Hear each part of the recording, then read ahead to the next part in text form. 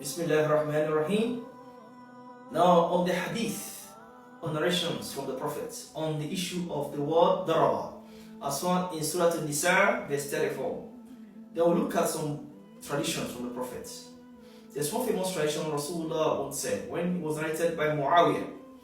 He said that the Prophet sat amongst his disciples, as companions, Sahaba, in Arabic.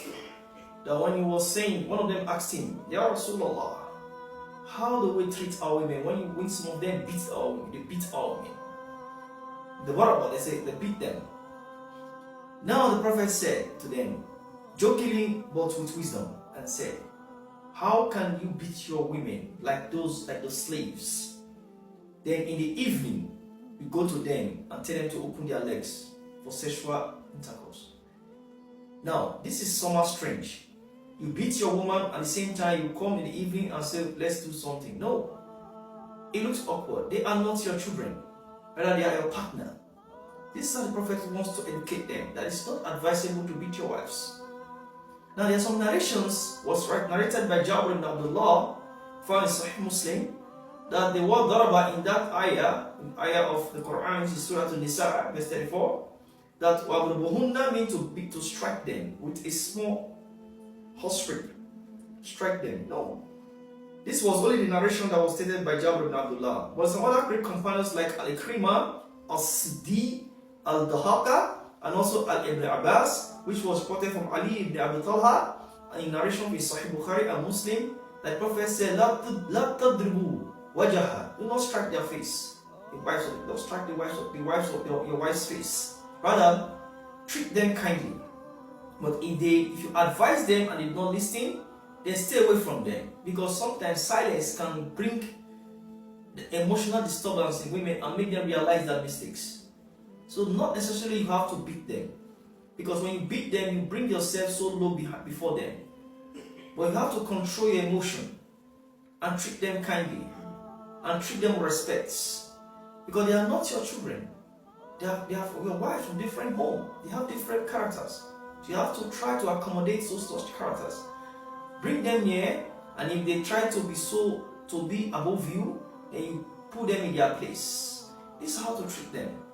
Now, in some other hadith, the Rasulullah was saying, when he was addressing some of the wives, that they should obey, when he said you should obey your wild husband. Because when you obey your husband will love you in return. Because it says in the verse, it says, the Prophet said, وَلَوْ كُنْتُ أَمِرُ أَحَدًا لِيَسْجُدَ لِأَحَدٍ لَأَمَّرْتُ إِمْرَأَةً أَن تَسْجُدَ لِزَوْجِهَا مِنْ أَعْظَمِ عَالِهَا عَلَيْهَا. That you tell them that if I have to command someone to prostrate before another, I would have commanded the woman to prostrate before her husband, because the husband's right is above her. This is the hadith found in many famous books.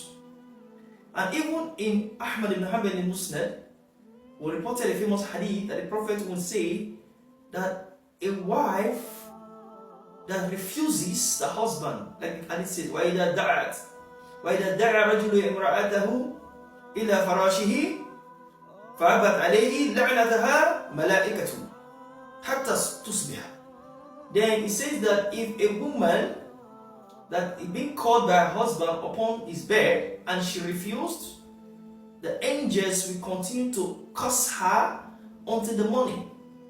So see how serious it is, that a woman should not deny the husband's right for having something with her. Because it's his right. He paid for it. He paid his mahar. So he paid the mahar for the wife. So he needed her, then he needs to have her. So this is exactly what women should emulate in their lives.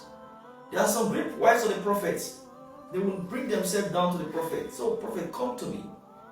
Have sex with me. But sometimes the naivety of some wives like Aisha, radiallahu anha, she will use that to mock those women, saying, oh women, you used to bring yourself so cheap to the prophet. The prophet will say that they are the best of wives. See, they do so. So that Aisha at that time, she was very young, she emulated that, and she began to do so. It was said in some hadith in Sahih Bukhari that the Prophet with Aisha will be on the same couch, to the extent that she will submit herself, that people will see that. Even to say in Salah, Prophet will forget some part of Salah, time for prayer in the waqt of Salah, just to be with her. When he wakes up, he realizes was with Aisha. Then after, he will observe his Salah.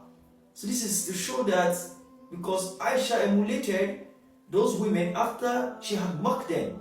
So it is not that it's a lesson for women to bring themselves so obedient to their husbands. He said this was hadith. Because the right of a man is to protect the woman, as the hadith, one of the hadith says. It says that فَإِنَّهُ عَلَيْكُمْ أَعْوَانٌ. Then it's upon you to the women to protect them, to give them sustenance.